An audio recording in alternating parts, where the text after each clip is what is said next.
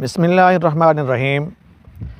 अस्सलाम वालेकुम प्यारे किसान भाइयों, मैं हूं पीरज़ादा शब्बीर हाशमी और आप देख रहे हैं यूट्यूब चैनल ज़राए ज़िंदगी। तो आज का हमारा टॉपिक है, बात करेंगे जैसा कि आपके इल्म में है, आप जानते हैं कि मौसम सरमा का आगाज़ हो चुका है और उसकी जो फसलें हैं वो काश्त हो चुकी हैं। और उसमें जो सबसे अहम फसल है वो है हमारी गंदम। तो गंदम जो आज का जो अहम टॉपिक है, जो मौजू है वो है हमारा कि गंदम के शगुफ़े कैसे बढ़ाएं। हमारी पैदावार का जो मेन नुकसान है वो तकरीबन इस दौरानिए में हम अपना नुकसान कर बैठते हैं, गफलत करते हैं मैनेजमेंट की वजह से। तो उसमें दो तीन अहम चीज़ें हैं कि जिनको हम लूज़ कर जाते हैं, जिन पर हम तवज्जो नहीं देते और अपने जो औसत वज़न है उसको हम खो बैठते हैं और हमारी जो गंदम की फसल है वो काफ़ी ज़्यादा कमज़ोर हो जाती है। बाद में हम फिर उसको नहीं संभाल सकते, वो कुछ भी करते रहें, खर्चात में इजाफ़ा हो जाता है और जो इसकी पैदावार है उसमें कमी आ जाती है। तो आते हैं मेन मौजू की तरफ। तो इसमें सबसे पहले है फर्टिलाइज़र प्लान और उसके बाद हमारा जो पहला पानी है, चूँकि हम अभी पहले पानी के दौरानिए में हमारी फसलें जो है इस वक्त मौजूद हैं, तो हम इसी पर बात करेंगे। इसकी अगर बात करें तो ये फसल हमारी तकरीबन 9 नवंबर की है।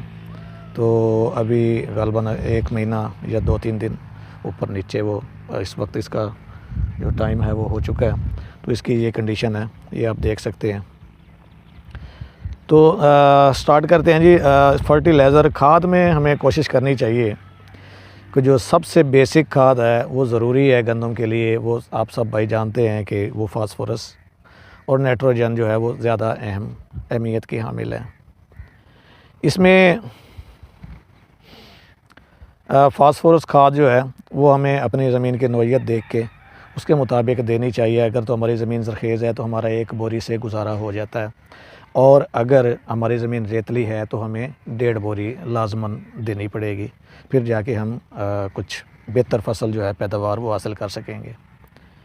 अब कोशिश करनी चाहिए कि सबसे पहले को आप बिजाई के वक्त जो फास्फोरस है वो मुकम्मल कर लें, और अगर रह भी जाती हैं किसी वजह से, कोई मसला बन गया या अदर, तो आप कोशिश करें कि पहली पानी पर के ऊपर आप फास्फोरस खाद जो है वो मुकम्मल कर लें। इसके साथ ही नाइट्रोजन जो है वो भी बहुत ज़्यादा अहमियत की हामिल है, क्योंकि वो फसल को कच्चा करती है और नरम करती है। तो वो जितनी आपका जो पौधा है वो जितना नरम होगा, वो जितना एकदम से ताकत में आएगा और नरम होके निकलेगा, तो उसमें साफ ज़ाहिर है फिर बच्चे जो है वो ज़्यादा मिच्योर निकलेंगे, ताकत में होंगे और मिच्योर होंगे। जब आपके शगुफ़ों की तादाद बढ़ेगी तो आपके सिट्टों की तादाद बढ़ेगी और वो लेंथी होंगे, अच्छे साइज़ में होंगे। जब सिट्टों की तादाद बढ़ेगी तो फिर दानों की जो तादाद है वो भी बढ़ेगी और दाने का जो साइज़ है वो भी काफ़ी बेहतर होगा। दाने का साइज़ जब बेहतर होगा तो लामाला बात है, हमारी जो औसत वज़न है, जो हमने सोच रखा है, जो अल्लाह ताला ने हमारे नसीब में रखा है, वो इंशाल्लाह 50 से 55-60 मन तक हम अपनी पैदावार जो गंदम की है वो नॉर्मल रूटीन में हम ले सकते हैं। इसके बाद जो है वो नाइट्रोजन खाद, वो आप अगर तो ज़रख़ेज़ ज़मीन में ज़रख़ेज़ी बेहतर है, अच्छी ज़मीन है, तो आप आधी बोरी भी अगर दे दें फ़ी एकड़ तो गुज़ारा हो सकता है और अच्छा गुज़ारा हो सकता है। और अगर ज़मीन थोड़ी कमज़ोर है तो फिर कोशिश करें कि 40 किलो या अगर हो सके तो फिर 50 किलो पूरी वो फ़ी एकड़ तर-पत्तर के ऊपर आप उसका छट्टा कर दें। तो इंशाल्लाह उसमें जो शगुफ़ों की तादाद है वो काफ़ी बेहतर हो जाएगी, और हमारी जो पैदावार का जो मेन हिस्सा है, जो बेसिक है हमारी पैदावार, गंदम की जो हमारी फसल की जो बेसिक ज़रूरियात हैं वो ज़्यादातर वो पूरी हो जाएंगी। तो फिर उसी ताकत की बुनियाद पर हमारा जो पौधा है वो अच्छी ग्रोथ करेगा। फिर आगे जो दूसरा पानी है, फिर अगला मरहला आ जाता है इसकी ग्रोथ का। तो वो ग्रोथ में चूँकि इस साल का जो मौसम है वो थोड़ा सा गंदम के हवाले से बेहतर नहीं जा रहा। उसमें ये है कि ज़्यादा सर्दी दिन में आप देख रहे हैं कि ज़्यादा सर्दी दिन में नहीं होती, टेम्परेचर काफ़ी ज़्यादा रहता है। इतना ज़्यादा तो नहीं, लेकिन गंदम के हवाले से थोड़ा सा टेम्परेचर अबव है, थोड़ा सा टेम्परेचर लो होना चाहिए दिन का भी। और बाकी सर्दी पड़नी चाहिए, हल्का कोहरा पड़ना चाहिए, धुंध होनी चाहिए। और जितनी ज़्यादा धुंध होगी उतना ज़्यादा शगुफ़े भी बढ़ेंगे और गंदम को टाइम भी मिलेगा, और ज़्यादा टाइम में फिर ये अपना सारे अमल को बेहतर करेगी। तो उससे हमारी जो पैदावार है वो बेहतर होगी और गंदम थोड़ी सी ताकत में भी रहेगी।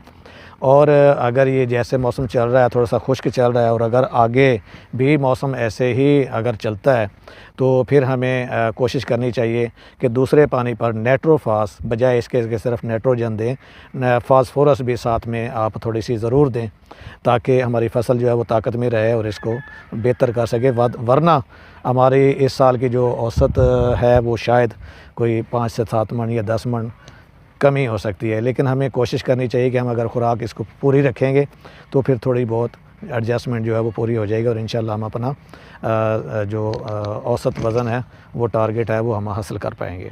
एक चीज़ और कि जहाँ पर ज़मीनें थोड़ी सी पक्की हैं और सख्त जान हैं, हार्ड हैं, तो वहाँ पर अपने कोशिश करनी है हो सके तो सल्फ़र का 2 किलो सल्फ़र का इस्तेमाल वो ज़रूर करना है। क्योंकि वो ज़मीन ज़्यादा सख्त होने की वजह से फसल जो है ना वो रुक रुक के ज़्यादा चलती है, तो वो पूरी ग्रोथ नहीं कर पाती।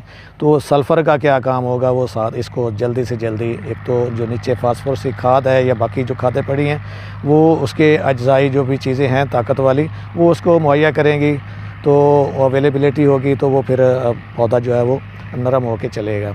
दूसरा, ज़मीन को वो भुरभुरा कर देगा सल्फ़र जो है, और हर हवाले से मतलब उसमें काफ़ी ज़्यादा ज़मीनों में भी इंशाल्लाह बहुत ही अच्छी औसत तो आएगी। अगर आप नए हैं इस चैनल पर तो सब्सक्राइब कर लें और बेल आइकन को दबा लें ताकि आने वाली हर वीडियो आप तक बर वक्त पहुँच सके।